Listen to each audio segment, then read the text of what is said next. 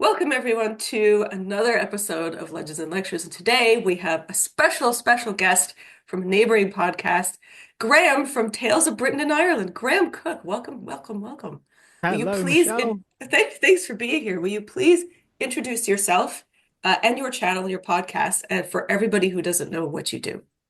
Okay, so for everybody who doesn't know what I do, which I assume is most people here, I have a podcast, like all middle-aged white men. It's called Tales of Britain and Ireland, which is on the flag behind me there. Might be mirrored, not sure. And on that podcast, I tell myths, legends, folk tales, stories from all across Britain and Ireland and throughout their history in no particular order. That's the blurb, at least.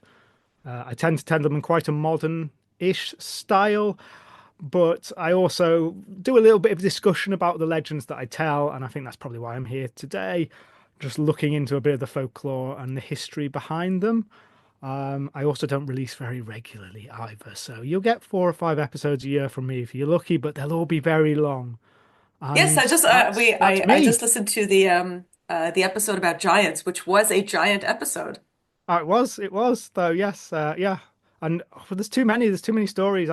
Mostly kind of I do some episodes where I tell one story, and some episodes where I think, oh, I'll tell lots of little stories. But what always happens is that the little stories I just make bigger and bigger and bigger and bigger and bigger. And then when you try to do lots of them, you're like, oh, well, I'm just gone now. But I hope you enjoyed that episode anyway. I can't remember what actually made the final cut. I know I took a lot out, but there was the mermaid seducing the giants up in Scotland, wasn't there? I remember that one. Yeah, so talk a little bit. I mean, you mentioned very briefly the Carnaby giant or something similar. You also mentioned very briefly some of the giants that were put into a ancient British legend. And really, what I wanted to talk to you about is what is the difference between folklore and mythology? How are they different and how do they operate differently? Right, okay. So I think this this this whole question we've come to discuss today of what is folklore is going to involve a lot of talking about definitions. And I should say for everyone watching and listening that I am not an expert. I'm not a folklorist. I'm not an academic in this area. I'm predominantly a storyteller, and I've got a very British centric view of the world as well. So just caveat it with that. But I think folklore and legend, mythology, are radically different things. And I think that helps if we sort of look at the definition of folklore as you'd go and find it on Wikipedia or a more reliable place on the Folklore Thursday website, which I have cribbed this from. I'm just going to read it straight here. Now, the definition that's on there says folklore is the traditions, beliefs, customs, and stories of a community passed through generations by word of mouth. Folklore is also contemporary and includes urban legends, current trends, and internet memes. And that definition is interesting, I think, for two reasons. First of all, if you think of what's encompassed by traditions, beliefs, customs, stories, it's obviously very broad indeed. And just within that little definition there, which I think is a reasonably good one, there is a contradiction because it says that they're passed by word of mouth, and then it says it also includes internet memes. And that and I'm not using this to shit on their definition, absolutely not. Because the definition of the word folklore is one of those things that's really up for debate. It's Hmm. quite a new word, as I'm sure you know, possibly better than me even. It was only invented in 1840s, and it was to describe a field of study, really a sort of a field of study which was looking at old legends and ballads and a whole load of other stuff. Yeah, there's all the Um, custom, as you said. I mean, there's also like child Customs, game folklore. yeah, and it was formed by a person who went on to form the Folklore Society, whose name I have forgotten is William Tom. Um, he came up with that word and said, "Well, this is folklore," but it was something that's been studied well before that. But what this has done is because it can encompass so much. People argue about what it means a lot. And when I say people, I mean the academics who study this folklore and say, well, what is this thing that we're studying anyway. They disagree. There's a to sort of go into a bit more detail about what folklore is. I've also just got here, which I'm going to read because well, I'm going to read bits of them. There's a dictionary from the 1970s where the Funk and Wagnall's Standard Dictionary of Folklore, where they asked some of the leading voices in folklore academia to define what folklore was. And they got 21 answers, and they're all quite different, to be honest. And they're all very long indeed. So there's one here that just starts off with, in a purely oral culture, everything is folklore, which is pretty broad, gives you some sense of the scale of what folklore is here. Another one says the term folklore has come to mean myths, legends, folk tales, proverbs, riddles, verse, and a variety of other forms of artistic expression whose medium is spoken word. Thus, folklore is verbal art. But if you go over the page, there's somebody talking about how folklore encompasses things such as performances, dances, plays, and even buildings. Yes, that's right. So there's a lot of stuff that's encompassed by folklore as this idea, and no one quite agrees on what exactly it all is. The Um, the word came from it was coined by antiquarian. It was William J. Toms in 1846, and he was talking about it in terms of Anglo-Saxon antiquarianism, and it's really just things that belong to the common folk. That's about it. And what is that? Everything that you've just said. yeah, but then that opens up a question straight away, doesn't it? Well, who are the common folk? Hmm. And what exactly does the common folk mean? And then you wander off on all these little tangents, like the person there, that definition I pulled out that said everything in an oral culture is folklore. Does that mean that everything is the common folk? It's not very clear. I mean, there's lots of things in what we might consider to be folklore that might have been produced by very rich people, but when they're saying them, we sort of think, well, actually, they're probably folklore. I think that's a generally accepted thing, legends transmitted orally. And I sort of think that first of all, the definition is woolly and changes. That's just it. It's not a fixed thing. And it's almost better to consider, well, what isn't folklore? And to look at it from that way to say, well, okay, if we're talking about culture as a whole, almost everything that people get up to on their day-to-day basis, and I'll come on to the Irish Handbook of Folklore in a bit because I think it's Hmm.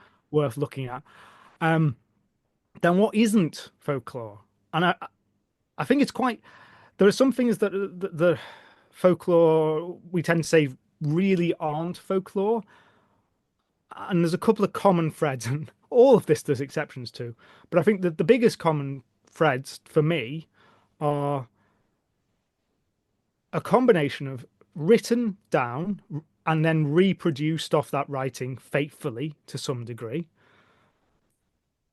An author, when something has an author that is a known author, and yeah, there are issues, but broadly speaking, it isn't folklore, especially if it's then transmitted in a medium that says, by the way, this person wrote that down. This person created this work, whatever it is, be it a play, because there could be folkloric plays that aren't like that, and that author has some kind of like control over what the true version of the tale or the dance or the whatever it might be is, or regardless of whether it's written by an author or it's well written, I suppose, created by an author, even written and named author, anything that's transmitted via some form of institution. I use that term very woolly, and you can go down, oh, what does an institution mean? But something that has an authority over the text that it's transmitting, be it a state, be it a church, I think is one of the older ones, be it a company nowadays. And some form of combination of those very woolly goes, well, these aren't really folklore. Doesn't mean they can't. And what I everywhere you go trying to define things, you have just have pitfalls everywhere. And I'm a kind of person who just comes and says, well, I don't mean that, and I don't mean that. So I don't mean that just because something's written down, it can't become folklore again, Yes, because that's it yeah. certainly can. Like the works of Shakespeare, we know end up in what we would call folklore because they're being transmitted in a method that doesn't apply to any of those. They're being transmitted by people by word of mouth, and they sort of can re-enter folklore in that way because Hmm. they're not being transmitted by these authors, by these institutions. They're not being transmitted written down. Just to give an example of what you're saying. So, for example, Herne the Hunter was invented by Shakespeare. And that character then has gotten swept up in so many other stories and folklore as well. A lot of the King Arthur tales as well. People, when they were writing the romances, they took all these characters and went, I like Lancelot. I'm now going to make an entire fan fiction about Lancelot and his backstory. And then that fan fiction goes on, and then all the other characters in his story then get taken up. And now it's part of the, I mean, we could say mythos really for Arthur, but these started out as folk tales that were then transmitted and then written down. And so you have people building and building. And as you say, what is the canon? I think a lot of us are very concerned about nowadays. Like if we think of something like Marvel, right? We go, well, what's canon? I don't know what canon is. You're going, eh. At this point, Yeah, it doesn't matter. absolutely, and that's because there isn't these things watching saying there is a canon. It's just like, well, here's a Yeah. story, and then somebody else says the story, or I'm already I've fallen into a trap where I'm talking about stories a lot because that's what I do, but also because a lot of people think of folklore as stories, where that Yes. huge definition we had before, stories are one little tiny part of that. So yes, where were we? Back a bit. I do ramble. It's sort of a bit my MO. It's Um, good. We love a rambler. but back a bit to what we were just saying before we move away from that. I think there are reasons why folklore was termed as a word to look at things that weren't being studied because there were aspects of culture that weren't being written down, and people decided that what they do is they group them together under this heading of folklore. That doesn't mean that's when it began. Um, People have been writing these down since Babylonian times, but they grouped it together under this, and now we've got this idea of folklore. But that immediately creates an idea like that these you've got folklore, you've got everything that isn't folklore, and the two are a bit different. And we talk about things passing between folklore and like you've just done accurately, because now we've defined folklore and everything that isn't folklore, the rest of culture, and we talk about things passing between them. But even that's a bit of a, well, that isn't how anyone saw it in the past. Basically, up until the point where people are starting to define this, it doesn't really exist. So people might hear a good play that somebody has written down that's being transmitted in a non-folklore way, like the Shakespeare, and then think, great, I'll go and just tell that to me mates at the pub or whatever it might be. Then it's in folklore, bam, bam, bam. And no one thinks about it like that. Similarly, we've kind of created this artificial divide that allows us to look that frames how we look at the past, and as much as possible we've both got to find the use in that but also say, but yeah, people didn't see it like that. Does that make sense? I Yeah, feel of like course. I mean, really before Victorian times. I mean, Victorians, early Victorians were the ones who were really trying to make sense of this, and that's where they came up with the term folklore and the whole study of how do we define culture that is passed down and sometimes written down, and how do we define this culture that takes on a life of its own? Like you said, whether it be plays, whether it be characters, whether it be poetry, how do we define this? Like I said, there's also children's folklore, children's games that people specialize in, like Roud. And it became its whole a study, really part of anthropology, as a way to study how people relate to things that they create and whatever they create and the stories that they create. And there we'll talk in a minute about the different what actually constitutes as folklore versus religion as well, because that there is that element of people like to uh, tag folkloric tropes to ancient religions, and sometimes, as Victorians found out, sometimes that doesn't always work. So speaking of which, what role did folklore have in olden days, in the days before phones and things like that? as opposed to the role that it has now? Well, I'm gonna just I'm gonna answer that by just doubling down to say the role that folklore had in communities before writing was just folklore, meaning that fuller term. And I think maybe for the discussion later on, we might narrow it down to how it's often used. But I think it is worth saying that how much is encompassed by this idea of the academic discipline of folklore, but also it is worth considering under this broad brush banner. Before we do try to maybe narrow it down, something like that. I'm gonna whip out. Well, I don't have a copy, unfortunately, but I'm going to whip out the Handbook of Irish Folklore. This is something that was written in the 1930s, but mine one's actually slightly later, updated in the 40s. And this is whereby this thing started by the Victorians has become a lot more of a science, I suppose. And I would probably say it's one of the by the time of the Irish Folklore Commission and the Handbook, it's really reached its zenith almost in terms of that scientific approach. And to really hammer home how big this is a 800 odd page book, which is not about Irish folklore. It is about the types of Irish folklore. And it is so long. And I think just to kind of give, and I love it. I absolutely love it. I think it's really instructive into because it's a text for folklore collectors, essentially, to say, go and find out about this from all the people that you interview. And I have literally no idea how anyone. You're not meant to actually go. You can't be meant to ask every single one of these questions to a person because it's a lifetime's worth of stuff for them. And I just It's think it's amazing actually what being rich and bored can do. well, to be fair, I'm gonna. It, the Irish Folklore Commission is a really interesting one, and I may as well talk about it now a bit. So, unlike a lot of the Victorian folklorists in Britain and Ireland, especially, but also, well, as Victorians, to be fair, right across the continent, are mostly people who are rich and bored, as you said. Um, and they are collecting folklore in various different ways and means, however suits them.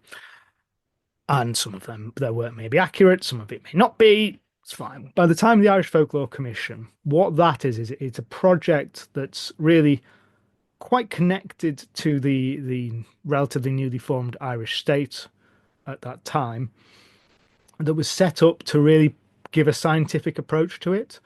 So rather than being wealthy, particularly wealthy people, it was set up by some academics, Seamus O'Dolega, James DeLargy, being the prominent one who did it, and then given some money by the state. Douglas Hyde, the first president of Ireland, he was a folklorist himself and gave money to this project. And then what they did, rather than just, rather than, I don't know, a few people at the top going out and collecting, is that they gave this to the country as a thing to do. And they did that by recruiting local collectors, people who lived within the communities who were already trusted to go around and collect stuff. That's who this handbook's sort of for, really, to say, right, whoever you are, you live in this community, go and ask them all these questions. I don't know how many asked them all that.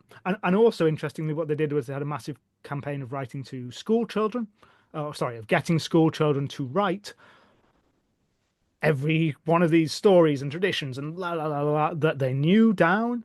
Um, Going back to there, go home, ask your parents, ask your grandparents, write everything down.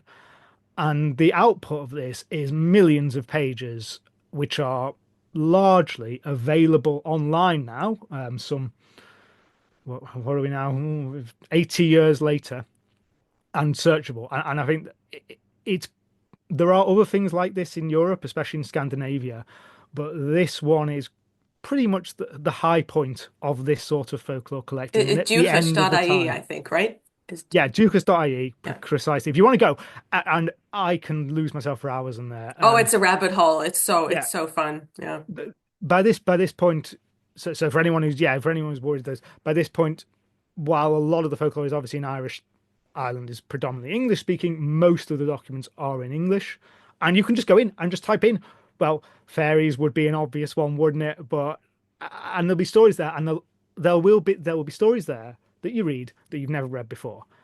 because no one can write all these down and publish them all. People are here and there and everywhere, but there's so much stuff there, and they're just great. They're great to read. I would thoroughly recommend. Yeah, go to duchas.ie and have some fun because they're great. That's that's what I do for fun.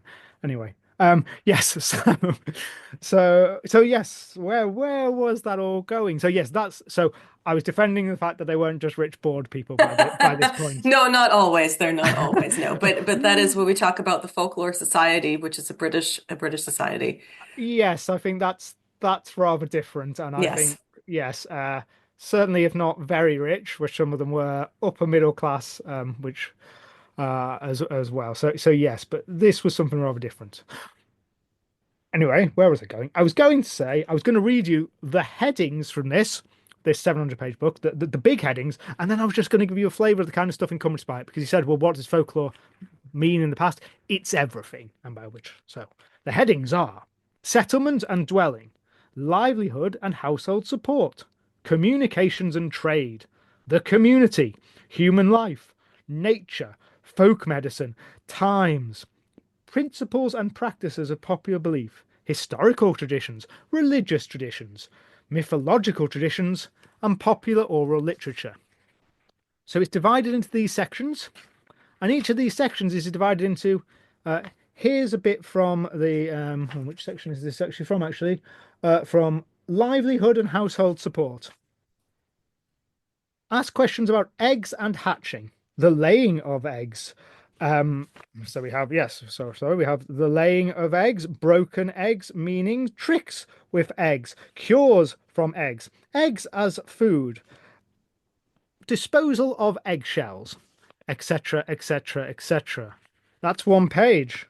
Yeah, That's it's just that's small that's things. that's one section from one page. Every part of human life is, I swear, covered in these 800 pages. At least as it pertains to Ireland, because of course there are things that are very specific. It's got lots of questions about, rabbits and stuff you might not get elsewhere, but that is the level. When we talk about folklore at that level, that's it.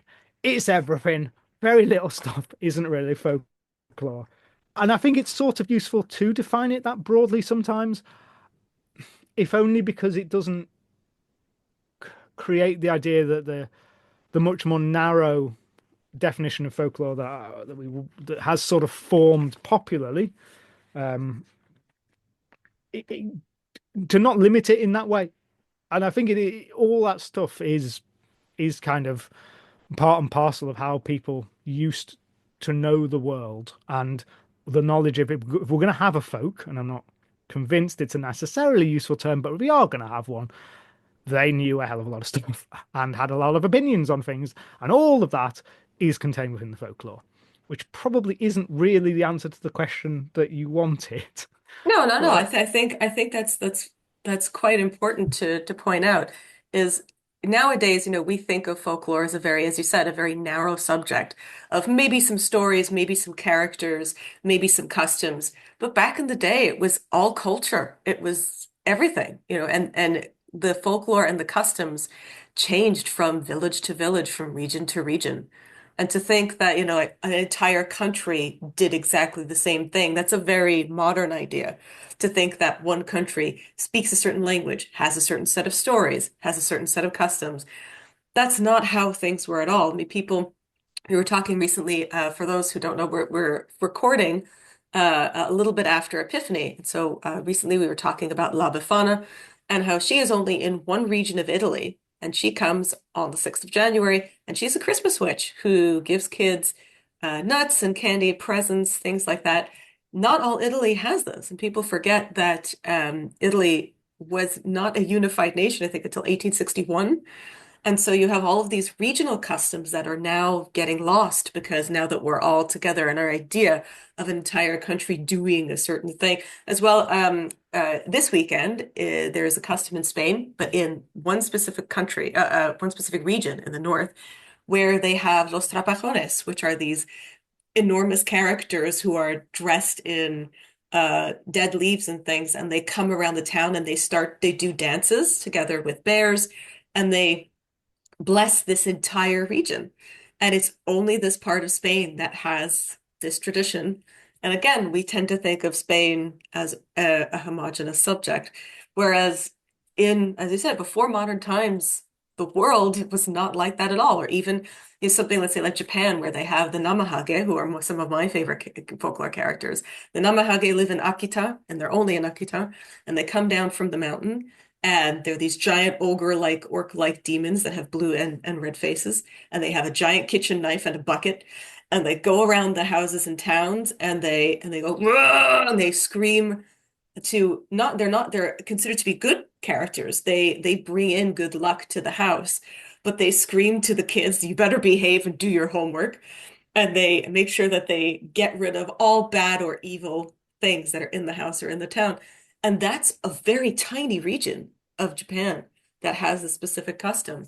But when that they still maintain those folkloric traditions, but not everywhere in Japan does. And so I think, but other regions have other customs. And so when we think of modern folklore, yeah, maybe it is internet memes and how certain swaths of the internet, how they interact with certain memes, how they share. But meme culture is part of our modern folklore.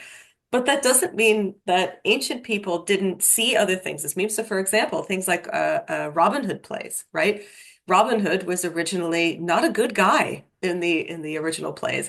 In one of the earliest mentions of the his story, he kills a priest, beheads a kid. Like it's really not good. But the audience, he's meant to be a very mischievous character. And we are meant to sympathize with the church because this was all part of the time where church was incorporating local folklore customs in order to get money. It worked. And so then people riffed on Robin Hood and they started adding characters. So what we think of today as folklore, yes, it differs from olden times. But as you said, pretty much everything could be considered part of ancient folklore. But now we're going to talk about what folklore is not. So, how can folklore sometimes be mistaken or misused?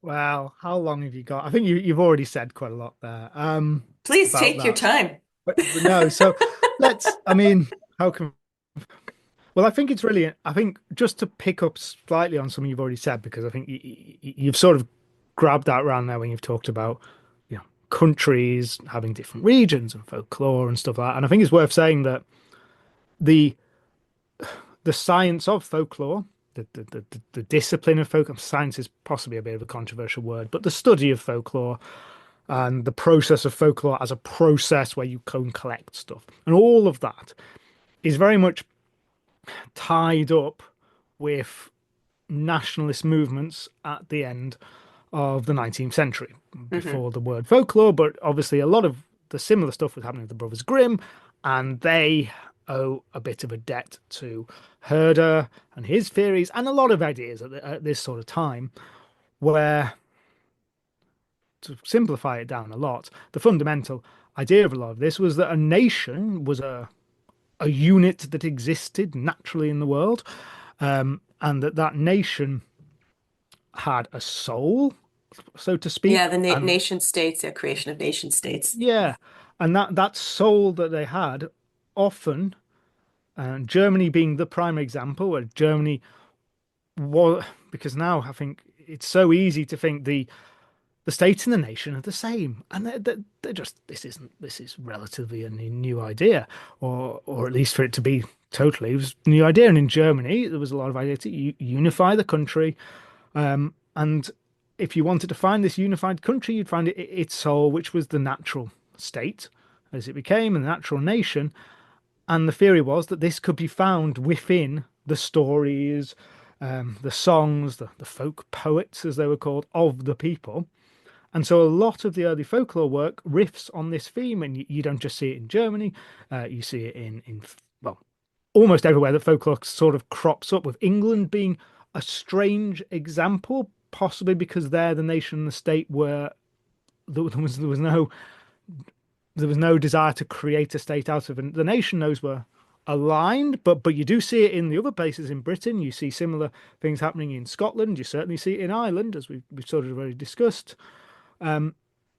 that idea of nation and folklore being closely knitted together was part of this. And there was the idea that you could extract the nation from the culture of the people who occupied it.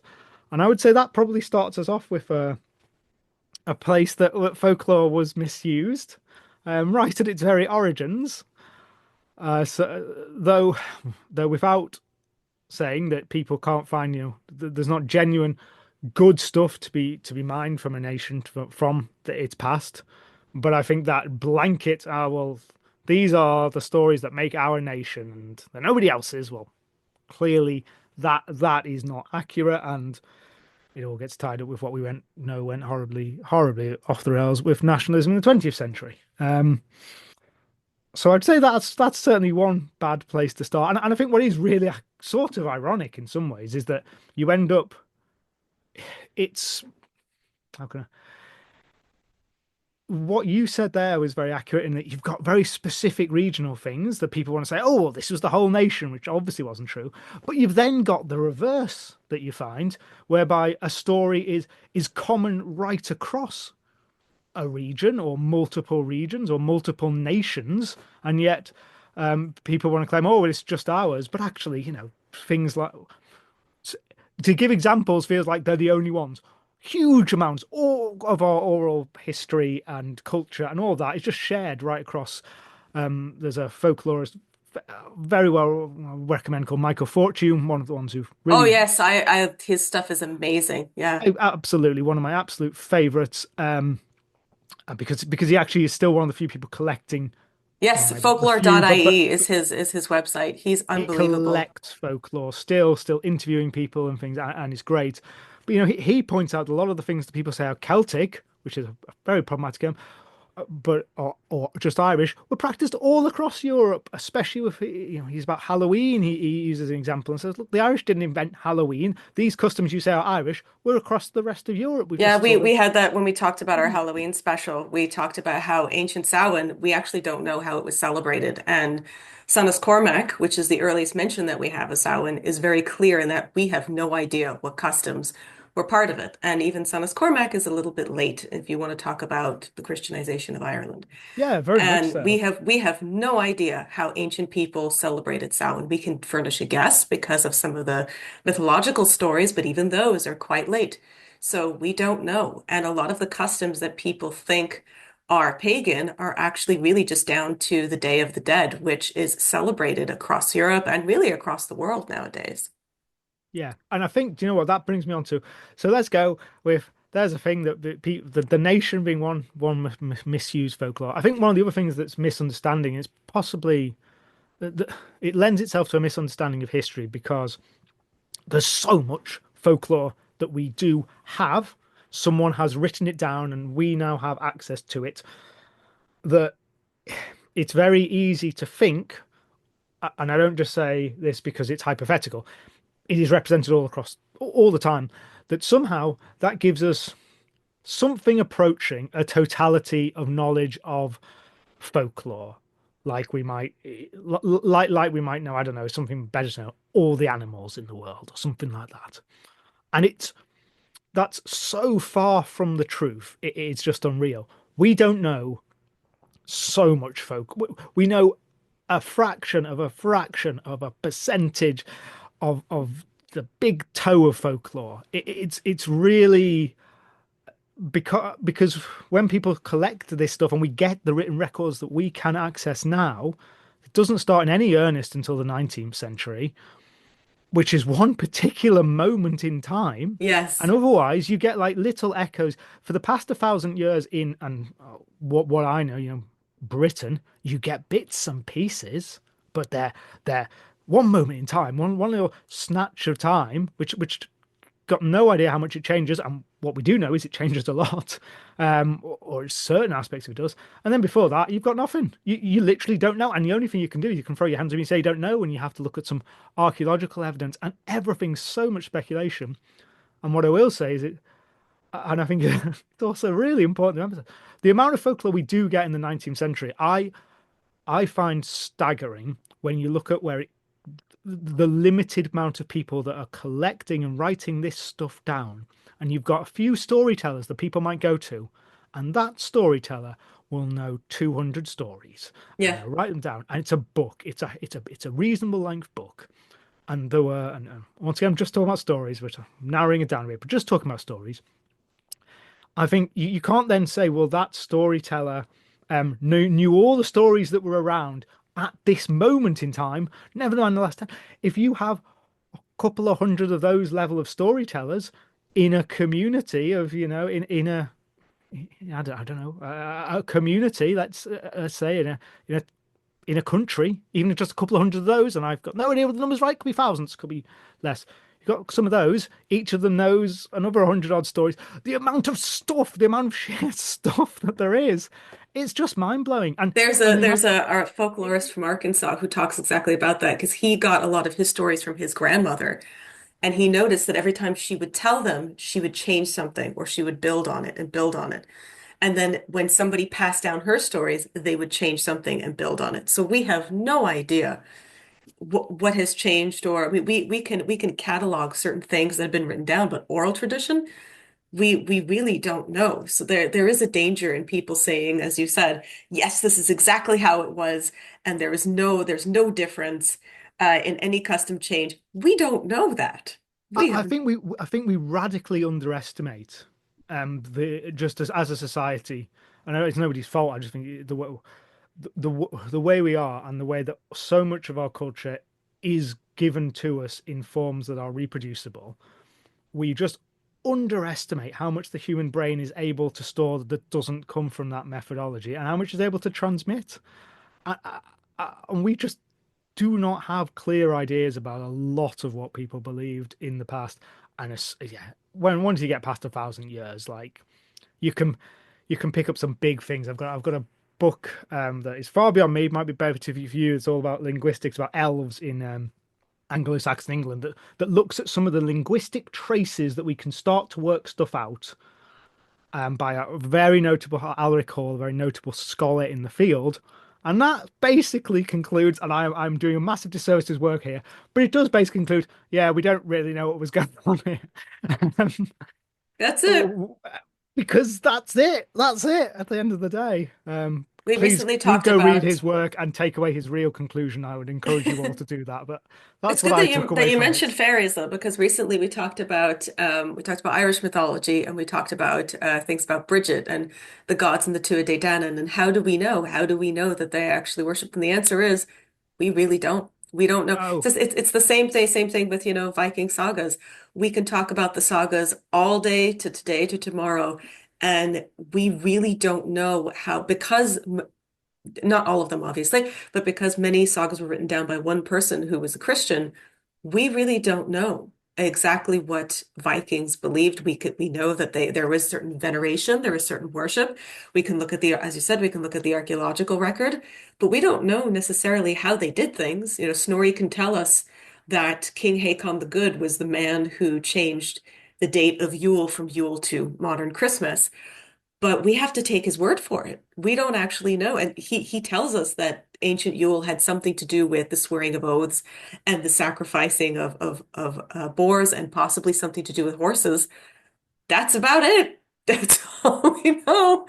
yep. And so for people to say, yes, we absolutely, because of this folklore, because of these songs, we absolutely know how something was done. No, we don't. We have I no think idea. I think in some podcast episode, and I know it's ridiculous to say that it's like trying to recreate the entirety of all superhero comics everywhere in the world and all the Yeah. mythology from half an episode of Jessica Jones on and a burnt and a burnt half of the first Superman comic. I mean, that's it. That's what you got. If that, I mean, that would be good. You just can't do it, and which doesn't mean we don't know stuff because there's still a lot of stuff out there. But it does mean that using folklore to make these big conclusions, and I think that is how it's often presented on the internet, certainty, and because that's often what people want, it ain't doable No.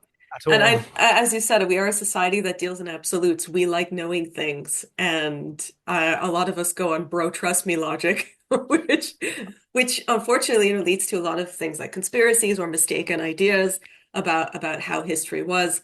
And we can't really infer all we can study plays, we can study songs, and we can catalog how far back that goes in written record.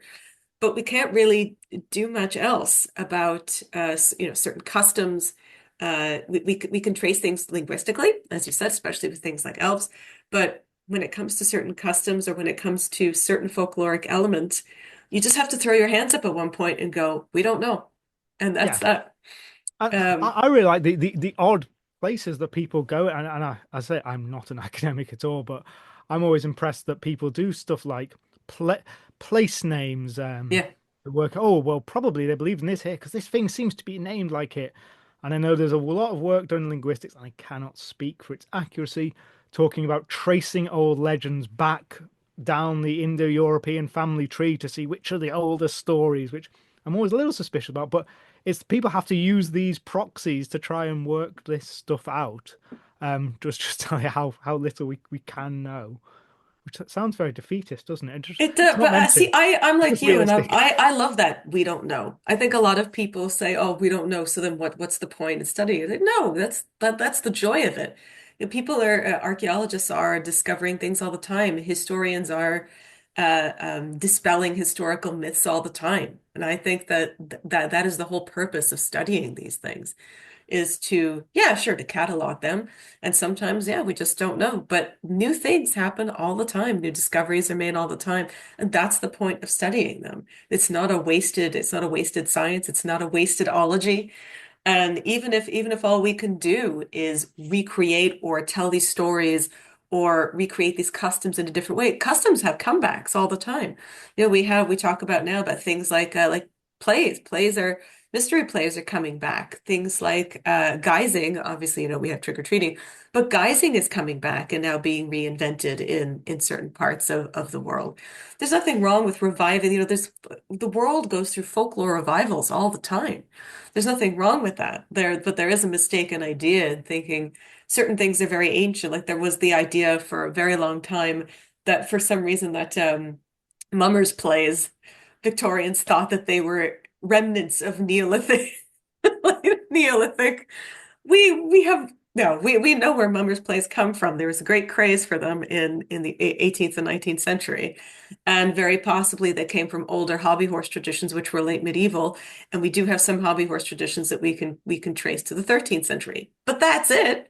That doesn't mean that we can't revive those things. That also doesn't mean that these things were ancient and that they go back 2,000, 3,000 years. We have to accept that hashtag people come up with shit all the time. That's what they do. People like celebrating. They like celebrating things. They like creating stories. It doesn't mean that they have any ancient ties or that they have any religious affiliation either. Yeah, absolutely. Could agree with everything you've just said there, to be honest. Not a thing to disagree. I think I think about when it talks to revivals and stuff, like yeah, and folklore definitely feeling like people always say folklore is having a moment, but it feels like they've been saying that for at least like 15 years. So I just think it's just eh, folklore in this more specific sense of the old stories, particularly rituals, um, song to a certain extent, I think is something that people really get into.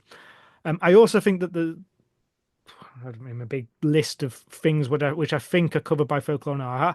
One thing I've noticed as you could say this is probably you could say this is wrong in some ways. It's a misuse of the term, but certainly now folklore and supernatural experiences, however, like modern day people experiencing supernatural, are sort of put together. Now, that's not to say that folklore in the past excluded those kind of experiences. Supernatural experiences were a minor part of folklore, certainly, but one of the most interesting ones to a lot of people.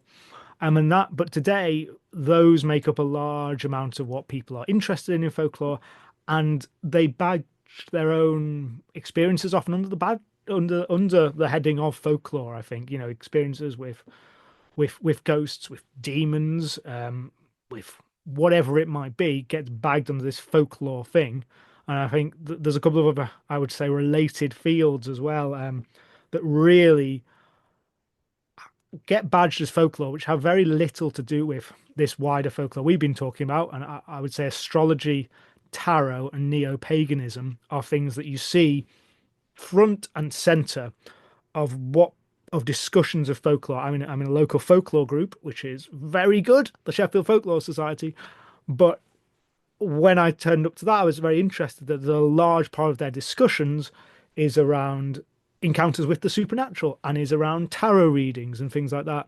The way that folklore is understood in that much more narrow definition, and kind of you could say inaccurate, but it's meant to be the past as well, is yeah, yeah, I think that's wittering now, but that's the point in general is that that is really a big part of folklore as it is understood nowadays, which wasn't really the case in the past, well, at all, and certainly wasn't front and center of these societies, I would say. Yeah, they weren't really concerned with that. As well, folklore is something that's shared amongst the folk. So if you have your own stories about ghosts, that's wonderful. I mean, ghosts have been with us literally since Mesopotamia. So we have, Babylonian text about the difference between ghosts and demons. But that was something that was shared, in their society. A story about your own experience with a ghost is not necessarily folklore unless you are, let's say, you're meeting with the Slenderman. The But Slenderman is a very good example of a modern folklore, right? Because even though we know that's invented and that was invented on the internet in the early 2000s, that's something that people then experience and share is the concept of the Slenderman. yeah, But definitely, and I think yeah, it becomes the method of transmission in modern society is yes. because everything it's sort of flipped and very little is folklore these days, I would say. Maybe wrongly. I'm sure there's many folklorists who disagree fundamentally with that statement, but I think it's probably true. Um, that things like the Slender Man become that, but it is, and I think one of the other. I'm just trying to shoot down some of the common things I see as we go and passing. There's so many. One of the other common things that I think people sort of you see a lot of is the idea that because you do have encounters with the supernatural in folklore, that's a thing that people and they really home in on, is that everything supernatural in the past was either believed in or was a story to explain a real world happening. Ne Yeah, that's a big Neither one. of which, Yeah. like most, let's generalize, most stories about the supernatural, people were telling us stories, I think. It's a very broad statement I've just made there, but it was going to be at least 50-50 at least. But Wasn't it's like they true what you always say thought it. though, because there's a lot of people who, but back when the discovery of dinosaurs was really just beginning, there were lots of people who said, "Oh, dragons in mythology were really just cultural memories of dinosaurs." I'm like, how that is a severe misunderstanding of the of the You human see, I record. think that, but you've interviewed Ronald Hutton. No, you watched this video on dragons. Yes, of course, yeah, yeah. Because he Watched it. comes to that conclusion, that is a massive distance, but he comes to a very similar. I was like, that's very close to that, which I found fascinating. That's an aside. Go and watch the video; it's a very good video. But I found it really interesting that he's almost cleverly circled back to that at the end. And I was like, oof. I'm a big dinosaur fan myself, by the way. So, yes. Yes, so sorry to disappoint you, Graham. Sorry, no, I found that really interesting. I found it interesting, but yes, and there's lots of stuff like this. The idea that people have to there are dinosaur bones were known, and there was lots of the giants. Some of the giants in maybe I'm wandering off here. Britain in those stories might well have been related to dinosaur bones. And we've got the story of Saint Hilda and various other saints, depending where you are, making the Ammonites by turning all the snakes to stone and stuff like that. But whether people believe that, I don't think they did. No. They didn't, or somebody who might not have seen them, might have heard it later on and thought absolutely it was. But a lot of people would just know that that didn't make any sense. Regardless. So yes, I just wanted to say that yes, and people in the past didn't blindly believe in the supernatural, but also they did believe in a lot of it as well. I don't want to go too far either way. People definitely believed in fairies, for instance, the big one that everyone loves, me included. Malevolent. race of supernatural, otherworldly, maybe not otherworldly, That's actually a supernatural great entities. example of how folklore changes because you and I know the fairies as people who are the wee people who are mischievous, not always good, and have their own society where, and obviously again, it depends on country to country, region to region, what you're talking about in terms of fairies, what you think they are, etc. But nowadays, there are many people who love fairies and people who have this sort of magical idea of pixies, bestowing great deeds upon people, and you just go, okay. You can't comment on how people engage with modern folklore, but that's a really good shift on how people in the olden days used to think of fairies versus how people interact with them now. Yeah, I mean, and all the. I think so much of our culture owes its roots to folklore by like necessity, because we only get here by creating more culture on top of more culture, and most culture was folkloric. But you can end up so far away from it. Vampires being the other one. Like vampires, one of the things we've got now that people are nothing like it, which is fine. But it's quite likely that what some people called a vampire in one village is very different than what they call it in another village, and it's very different again from what they called it in the 19th century to what they might have used that term. And my vampire knowledge isn't great here, so don't take any of this as what 500 years earlier, different again. And Yeah, if you that's fine, and that's good. even in Right, early like you say. Victorian times, if you look at something like Carmilla, right? Carmilla was earlier than Dracula, but Carmilla was more of a emotional sucking vampire, an emotional vampire, whereas Dracula wasn't, obviously. And again, these are all created characters that were possibly or maybe not based off earlier folklore, like the Avartach, which is the one of the Irish vampires. That's not an early one. That was definitely the Avatar was definitely written down and made up, and That's it's not. It's just not. I'm sorry. That's one of the ones that I just happen to know. There's no early source. There's no very early source for that I'm No, well, aware no, of. there's no ancient source for it, no. No, and And a I'm lot pretty of sure it was made. Yeah, this claim that is exactly the kind of thing that people just don't. They'll say, "Oh, Bram Stoker was trying about this Irish vampire." You're like, well, I don't think that story probably existed before about 1850. I can't remember the dates on that one, but before some date, there's no evidence of it. No one talks about it, and then a guy writes about this when vampires are already in the cultural milieu. Hmm, probably not. the other, well, Probably not. Carmilla was even earlier than that, and then there was a very famous book about Transylvanian folklore, and that was really what kicked off the big vampire craze in that time. I mean, if we're talking about how it's changed, I think one of the fascinating ones is ghosts, which you sort of feel like because they are so fundamental and go back to Babylonian times, as you said, Yeah, but they're just so radically different between different times. But certainly now we've sort of collectively, and I think to be fair, a lot of stories now are not just now, but do move away from this. But that white sheet image is so that's what it is, and ghosts being largely insubstantial. And anything deviating from that often gets called a demon or classified as something else. But that's not recognizable in what anyone was calling ghosts. Go back a few hundred years. The Byland Abbey stories being the medieval ones, and the ghosts in there are weird creatures yeah. that are physical. They're mostly physical, but they turn into well, does it turn itself inside out and speak out of its own mouth, I think, at some point, and it becomes fire and then a raven, and somebody has to carry a ghost over a river, and they're just totally different from what we know now, and even that can change, which feels so fundamental, and has sort of been helped along by having the Christian framework that sort of has spirits in there, which keeps it along a bit, and but it's still changed radically. And so yeah, things change all the time, and that's great. I think it's only the problem when you go back and say, but that's how it was.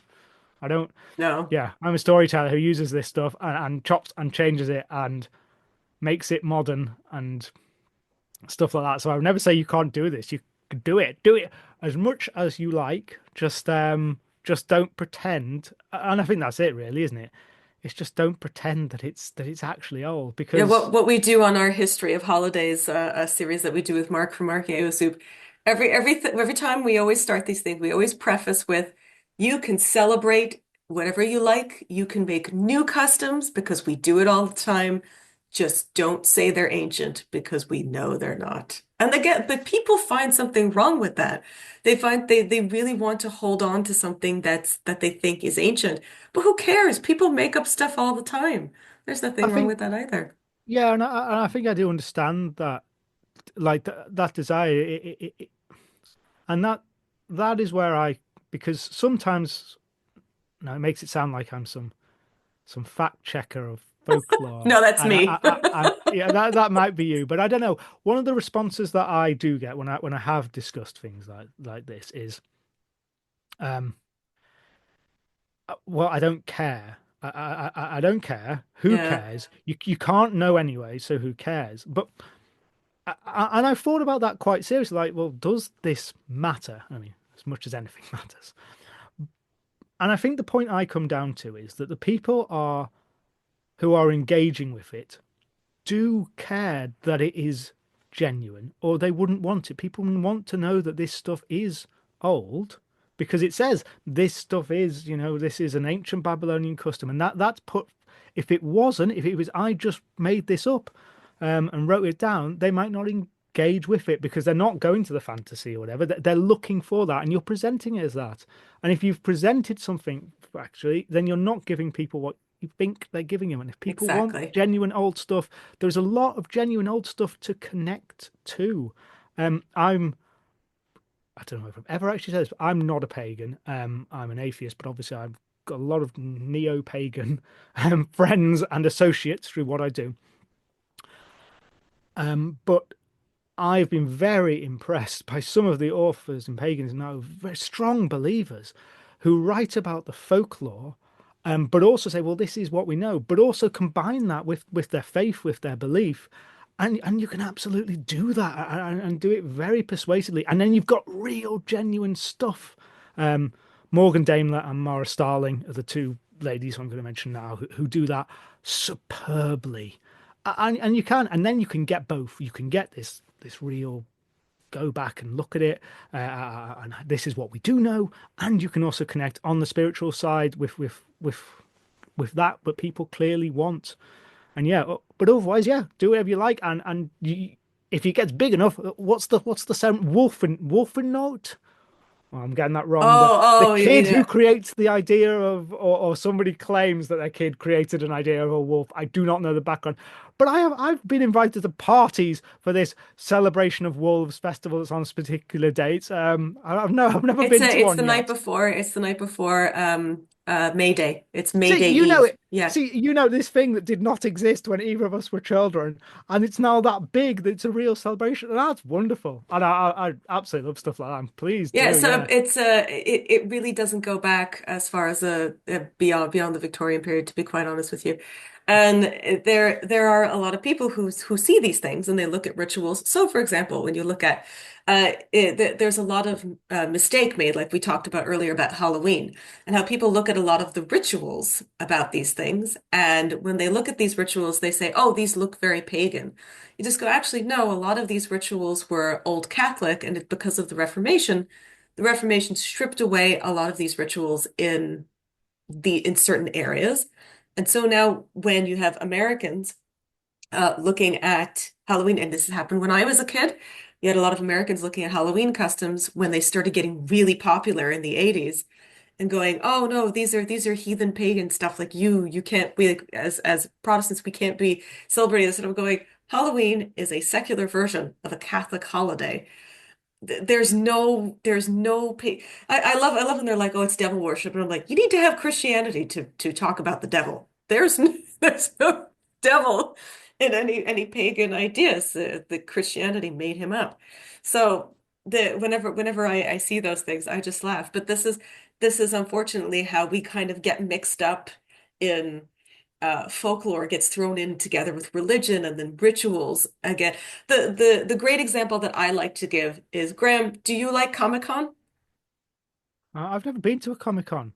What's Okay, that? so what about a Ren Fair? You've been to a Ren Fair? We don't have. Well, I've been to big LARP events and I've been to music festivals, but we don't have Ren fairs in there's one called Fantasy Forest that I can't get tickets because they still are like that so fast. We don't have Ren fairs here. We need Ren fairs. We need Ren fairs. So for those who are Anyway, listening, for cultural, so these are ritualistic cultural events, right? If I say oh the yeah, word Ren Fair, people know a Ren Fair happens around May Day. We all dress up in a fantasy element. It's not in any way historical because we got pirates, we have Renaissance people. You have, the people dressed up as early medieval peasants. Very obviously, we all understand that this is not a historical event. It's the same thing with Comic-Con, right? It's a if you have a local Comic-Con, it's a ritualistic thing that happens once a year. You dress up. There are things that we do at a Comic-Con. We have rituals that we partake in a Comic-Con. We take pictures. We go see our favorite people. Even at Ren Fair, you'll dress up, you'll go see the Queen, maybe you'll go see the Queen, or you'll present yourself to the presenting royalty. You'll have fun with some Vikings, you'll have fun with some pirates. And we all understand that even though this is a once-a-year event, it's not tied to a holiday, it's not tied to a religion. This is a cultural, folklore-rich event that we all take part in. And we, today in modern times, we would not look at these things and say Comic-Con is part of a religion or Ren Fair is part of a religion, right? So why would we do that with certain folklore customs and certain rituals in ancient times? It just kind of a little bit, there's a little bit of a disconnect there. I think in some ways this is a very surface level first year university reading of it, and yet I still think there is something true to say that our society as a whole today is, for a lot of people, lacking rituals, certainly rituals that we all agree on, and big community events. And I think you say you can do all these things, but I think actually they're not the norm, and they're certainly their subcultures are brought into them. And I think that there's people are looking for events like that. The only references that they've got are often religious ones That's a from good the point. rituals that do still exist, and the memory of them still linger from the church. And therefore they feel that for it to be valid to go and do something, they need a reason that chimes with that. I don't want to break it down into too much about capitalism and go off on one, but Well, there to is be something about fair, society like a that. lot of our customs exist still exist because of capitalism. I don't think we would have Halloween and That's trick-or-treating. true. I don't think we would Christmas in general. I mean, don't forget before Victorian times, Christmas was uh I wouldn't say minor, but it was certainly a lesser. Yeah, It was always definitely. Easter that was the bigger holiday before Victorian times. And as Easter kind of played down, and then Christmas kind of came up as this enormous cultural, industrial, commercialist event, Christmas swept up everything. And same thing with Halloween. Halloween, the chocolate, the costumes, everything just sweeps up in this great. And I think in order for a ritual to, I wouldn't say survive, but become popular, it has to be commercialized in a certain way. And so I give you the example again of Comic-Con. There in 1970, there was one Comic-Con. Now there are thousands and thousands of Comic-Cons all over the world because it has commercialized with cosplay and with inviting cultural guests and all this kind of thing. I think that rituals, in order to continue, have to be commercialized in our landscape nowadays. I think, unfortunately, that's possibly true, though. I don't know where I feel on how, I don't know how to feel about that, but I think you're definitely right, certainly, and there's a lot of good that can come out of them, definitely. How did we get onto this? This feels like we've actually wandered quite far away from folklore Well, now, I'll even though ask these about are it all because folkloric practices, it is. obviously. That's what it is. I would say that something like Comic-Con is a modern folkloric practice, absolutely. Mhm. Because if I say the word, even though you've never been there, you know what it is and you know what happens there. And you'd love to go, you'd love to partake, but maybe there isn't one in your area, but maybe you could start one in your area, right? So speaking of which, so what are some of your favorite folklorists and some of your favorite folklore creatures that you like to talk about? Oh, okay. So actually, just yeah. Um, so when you asked me this question, firstly, I made a list of folklorists that I liked, and it was very long. So I whittled it down to two very different groups. And I think when we're talking about folklorists, we sort of there's very different people that we mean, as we've covered, people who are very scientific in their approach and rigorous and there are people who just write stories down which may or may not be true that they might have heard from a person, or they said they did, and now they're a folklorist. So I've sort of divided it into two. I've divided it into the 19th century one, who are more towards that. Particularly my two of my favourites being MC Balfour, Maria Clothiel Balfour. She's not a folklorist of particular note. She wrote some articles in the 1890s um, about Lincolnshire folklore, and she wrote some articles a bit later about Northumberland folklore when she moved to later. Um, and what I like about her is that her stories that she's written about Lincolnshire folklore are, in my opinion, just brilliant. They are unlike anything else, which does make me suspect she made them up. But an academic, more than me, did a bit of study and say, no, she didn't make them up. Still not entirely convinced by that, but at least we've got some reason she wasn't just an author, and they are absolutely insane stories, unlike anything else that. And what I think is really interesting about them is they are folk horror folk tales. Um, they are set in the world of the Lincolnshire marshes, which is about 30 kilometers away from big cities and railway stations by the time she's writing them. But she describes them as this backwater where paganism still has a hold over the people, and which the dead from centuries past live under the bogs, and great big winged things inhabit the air, and the people are always looking over their shoulder because the boggards are out to get them, and and her stories are also, a lot of them are very bleak. There's a story, I tell a couple of them on the podcast. There's one about a dead hand that essentially throttles a guy to death as he wanders into the swamp. And then his mother dies of grief. That's the story. There's another one where some children get sent to hell and chopped up. Oh my They're gosh. crazy No and different than saint amazing. stories, And really. I love them. I just absolutely love them. And then they're not like anything else I've ever discovered. And then they're the only one I've really discovered that claims to be folk stories passed on, that very much says the people were pagan in the past, actually worshipping the old forces, the old gods, which does make me suspect she made them up. But nevertheless, absolutely love it. They've given me some of the best stories. And as I say, not a folklorist, so I can tell these stories and they're wonderful. Go and read them in translation because they're written in a crazy dialect language as well, which I just want to mention is something difficult to understand. with regard to Yeah. that. There is a, so I don't know if you know who Jessie Saxby is, but Oh, she was, yeah. yeah, of And so course. there's a lot of questions about, again, she claimed to be a folklorist and going around and collecting things. And then people discovered that actually she made up most of her tales. And again, there's nothing wrong with that. You can create your own folklore, but just don't say that they're ancient and don't say that everybody in this region knew this story or told this tale. There's nothing wrong with creating your own folklore, but just say so. And I think the thing about Saxby that's interesting is she is. I mean, she did. Unlike Balfour, I think I can quite confidently state without contradiction from an academic that Jessie Saxby definitely made up big things that became well known. Um, but her stuff became because she was so her works were so well known, and especially later on into the 21st century, her works have sort of become genuine folklore because they're now passed around and people believe them, and that itself becomes the act of folklore. Yes. And for those, I suspect that most people watching this will already know it's not true, but the Wolver, which Oh, my is favorite. I love that's Wolver. that's Yeah. Saxby. That's Saxby's key one. She named her house Wolverstone, didn't she? Um, she's writing about this werewolf that essentially gives poor people fish, and it is made up.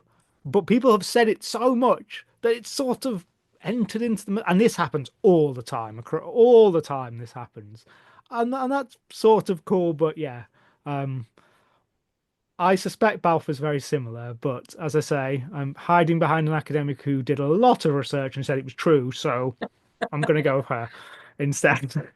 Um, so John Roby is another one. John Roby, he's a 19th century folklorist, very early 19th century, writing similar time to the Brothers Grimm. But unlike them, where they started off collecting very short stories, they made them a bit more literary as they went along. He collects folk stories that are like little nubs of folk stories, which he must know. And I say collects. He knows somehow these little folk stories that appear to be true. And then he essentially writes these short, usually gothic, really heavily literary versions of these tales. And everyone absolutely loves them. The Victorian community goes mad for them. He gets books printed. It works fantastically. He makes these stories big, but they bear so little resemblance to the original. But the reason I really like him, apart from the fact that I found a lot of his stories and these stories have now become very well known in Lancashire as well. So they get repeated as folk stories. They have entered back into the folk story tradition through him. Is that he mostly reminds me of me. He's far more talented than me, but he takes tiny stories of what must have just been a sentence or two and then writes 30,000 words on them. And I sort of do the same with my podcast. So I like to think that I'm walking in his footsteps. So can you tell people where they can find your stories and Oh, engage with your folklore? yeah, of course. Okay, so I've got a podcast. It's called Tales of Britain and Ireland, which was a very clever name, that one. And yeah, I'm on wherever you find podcasts. I'm quite small, but you can find me everywhere. I do have a YouTube channel as well. Just type in Tales of Britain and Ireland, and you will be able to listen to me tell lengthy stories, which are more scripted than this. I should say I script very tightly. Even most of my asides are scripted down. So this sort of thing is quite unusual for me to hear me ramble so much. And of course, you I can. hope you had fun. I hope Oh, you love it. enjoyed rambling. Love it. Absolutely. Yeah, absolutely. So yes, where was I? Yeah, so yeah, we're okay here. Yeah. Balfour, Roby. So they're the ones that I might they're the fun ones. Some more modern proper ones. I think I mentioned his name before. I think Seamus O'Dolerga, James Delargy, uh, Irish and English name, who set up the Irish Folklore Commission. He's not got a lot of work himself, but his contribution to folklore is incredible. And he's generally everything on Duchess comes kind of through him, basically. And so I think he has to be absolutely up there because that entire wealth of stuff you can read is because of him and many people around him at the time. But he was the driving force behind it. And yeah, I think he's just got to be up there as one of my favorite ones as well. I was going to mention Michael Fortune as well, which we already have. He's collecting nowadays, and I really like his take on things. And I like that as a folklorist, he is still interviewing people, a lot of old people, some young people as well, and really recording folklore still. And I find a lot of what he does very interesting to watch, and I really like his takes as well. Um, Who else am I going to mention? I'm going to give a shout out to Simon Young, Dr. Simon Young, who I've interviewed for my podcast, the only interview I've ever done on my podcast, which I wouldn't go and find him on that. He has his own podcast called Boggart and Banshee. I would go and listen to him on that. He is a modern folklorist who has done loads of stuff that your listeners will find really interesting because he just covers a whole load of topics. And he also releases source books for free. He releases lots of little bits and pieces as little texts on stuff as well, and just makes it really accessible for people who aren't academics to these topics. And he really does cover everything. So Boggarts is sort of a speciality of his, but he covers everything. He covers UFOs and ghosts and levitation and banshees and changelings, and his output is prestigious. And I think Prodigious. prodigious. And I think he's also done what people might find interesting: the fairy census, which is a collection of modern day fairy encounters, which I think I can say is available for free online. But this is modern day, first conducted, I think, in the mid 2010s and then updated last year or the year before. And that's really fascinating about people experiencing fairies today, not stories, but genuine interaction with fairies. And so, yeah, I definitely recommend his work. I think it's quite nice, by the way, that we're at a time when there are so many people that I could have put on this list who are modern folklorists. Like, there's huge numbers of people creating in this area, academics and less, people a bit more like me. Most of them know a little bit more than me, as well. Just amateurs getting involved, and there's so much good stuff to read.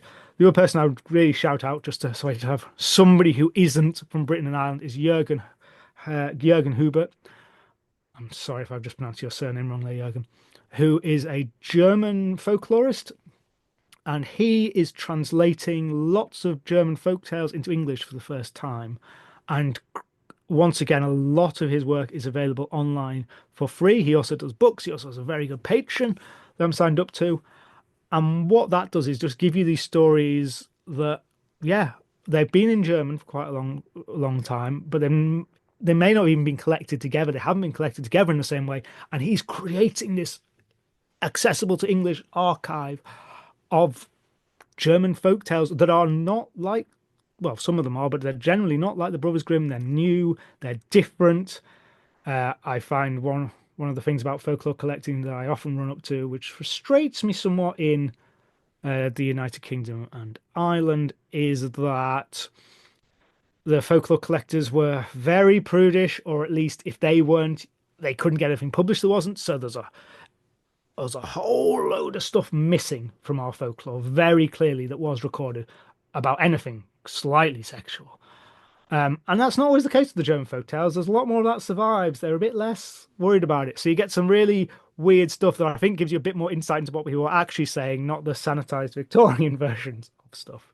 So his folk tales are great. And he also has just a wonderful manner in how he writes as well and makes them funny and entertaining. So yes, I would recommend him. I'm assuming you're going to put links in the video or something, but please do. Yeah, and then yeah, I've just got a whole list of people just written down here, and I could just go on.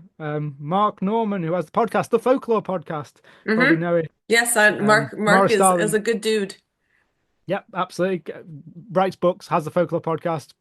Brilliant place to start and indeed probably He finish. There's a asked me lot of once a content there. question about, I can't remember what it was, but he asked me if something was ancient, and I said, no, I'm sorry. Another thing that was invented by Margaret Murray and Lady Raglan. And his entire email back was, Oh, just need to write about inventing. I think there's I think there's a book in writing stuff where you're like, this is all the fake folklore, but also making it interesting. Not saying, oh, it's awful, but just putting it all together and saying, none of this stuff, but isn't it cool anyway, what these Victorians came up with that people then believed? again, there's not, as we say, there's nothing wrong with making up new stuff. No. Just say it's new. Yeah. I know. Jeremy Hart's a good folklorist. He writes lots of good books. Icy Sedgwick presents a podcast on folklore. I mentioned Starling for Welsh stuff, Morgan Daimler for Irish stuff, after Michael Fortune, and more and more. There's just so many people I could mention here that it just feels too much to go on. So quickly tell us some of Okay. your favorite folklore characters. Right, creatures. You asked me creatures, so I'm going to give two things that I've realized we're probably well over time now. But first of all, I'm going to show you this. One of my favorite. You can't see it. For anyone who is listening, I'm now holding up to the camera something you can't see even on the camera, It which is a says massive. monsters, ghosts, fairies, and other supernaturals of It Britain. is, and what this is I made it for my live shows, and it's a list taken from the Denham Tracts, which is a folkloric work from 1846-ish. Um, a list of creatures from Britain, only Britain, or only England, maybe even. It's not complete at all. It's in no way complete. And there is on this list over 200 creatures. And I just love it. Some stuff we only know it comes from here. Uh, and it just goes on and on and on. Yeah. Gilburn, tails, knockers, elves, rawheads, men with the wogs, old shocks, oofs, padfoots, pixies, pictrees, giants, dwarfs, etc., etc. I once thought about poker rapping all of this. When I actually read it out live, I was like, nope, I'm just going to tell people some of the rude ones. You've got like, you've got shagfoals. Please make a poker rap version of that. Oh, I started it. Believe me. Oh, I can't remember how it goes now, but I did. But no, it's like That's amazing. I haven't got the creative like ability to put it all together. But it was like, no, well, shagfoals and knockers and melchsticks and mum pokers and hob thrusts and spunks. And whenever I read out all the rude ones, people always spot one that I've missed. They're always like, oh, but what about that? Sounds pretty rude too. I'm like, oh, it does now you put it like that. We've got hobbits on this list, the only pre-Tolkien mention of the word hobbits. And I think I just really like this as a list. And I just, when you said, tell me your favorite creatures when we were prepping for this, I thought, right, gotta mention the Denim Track list. It's wonderful. Yeah, if you know anyone who can do a poker rap, then I can help them do that. It's great. Um, but none of those are my favorite creatures. I have a favorite creature from folklore. I didn't used to, but I've got one now, and that is the Kelpie. Ah, okay. Tell Um, everybody what that is. so a Kelpie, well, for those of you who don't, Kelpie's brilliant. A Kelpie is a well. It's The a thing water is, horse mermaid? you see, this is the problem. If you go and look, so much of Kelpie says, "Oh, it's a water horse. It's a horse who lives in the water," and that's where the rot starts with people being like, "Oh, that's I suppose it drowns people." That's lots of creatures do that, but the Kelpie, it's so much more than that because in lots of the stories about the Kelpie, they are shape shifting and they are proper par excellence, shapeshifters par excellence. They are the very best shapeshifters. They can be people very easily. They can be old women and sexy young men and sexy young women, and they can make their whole bodies lengthen and they can do all kinds of things. So they can walk amongst us. And my personal feeling about the Kelpies and the range of stories, they will murder you as you're walking by the banks of a loch. They will murder you by knocking on the door and asking to come in for the night and just stay. And can we just, oh, I'll just sleep in your bed. And then they'll start neighing and tear you apart. They are incredibly dangerous creatures, and I love them. And my contention is that they should occupy the space in modern day horror films that vampires do now. And I think Kelpies were unjustly taken out of this because they've got better teeth than vampires.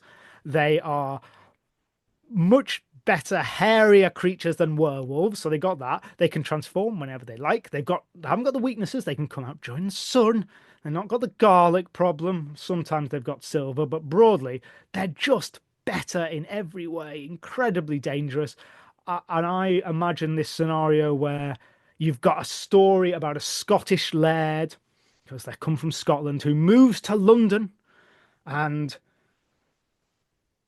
starts a sort of high society club based around betting on the races and becomes ingratiated with the locals. And then there's a subplot about how there's a stable lad who falls in love with this, like, well, gets an attachment to this big black horse in the stables who's never only there when the laird isn't.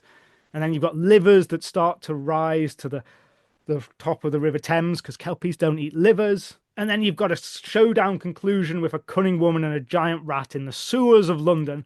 And that book about a Kelpie is written instead of Dracula, and we have Kelpies instead of vampires, and everything's just better. And they have the place that they should be, as opposed to be relegated to these little like C tier. And people say water horses. Well, like these things are terrifying. So So are yes, you going that's to my write rant that book, about Graham? Kelpies, which I've given quite a lot now. Sometimes they're nice as well, but that's boring. Sometimes they're nice, and there's a Kelpie. There's a story about a Kelpie who has a child with a human woman, and then she leaves, and he's got to raise the kid on his own, and he does it, but he's so sad that she left, and it's sort of heartbreaking. So there's a lot to them as well. I love Kelpies, so yes, Kelpies. That's my favourite. I've got lots of ideas about Kelpies, and people should know them better. And Well, for you've given the the ones who monster do. lover community something to think about. Well, yeah, I mean horses. Come on, guys. Come on, guys. It's staring you right in the... You've got, your typical young American uh, adult novel protagonist. If she's got like your typical wolf boy, bat boy, or she's got horse boy to choose from, well, just saying, just saying, There's a market might there be a better for option. sure. So are you going to write that book, Graham? No, I don't have time. I do my podcast like 5 times a year. And yes, I have very little time to do all the things that I want to do. I'm always looking for a rich patron. So if anyone just wants the proper 19th century style, just allow me to quit my job and to come and record podcast episodes and write books at your whim, then I'll do it. Consider this my application right here. Yes, I'll do that anytime you want. But otherwise, probably not. I'll try and give my members some actual episodes this year, which they'll be pleased for, I hope.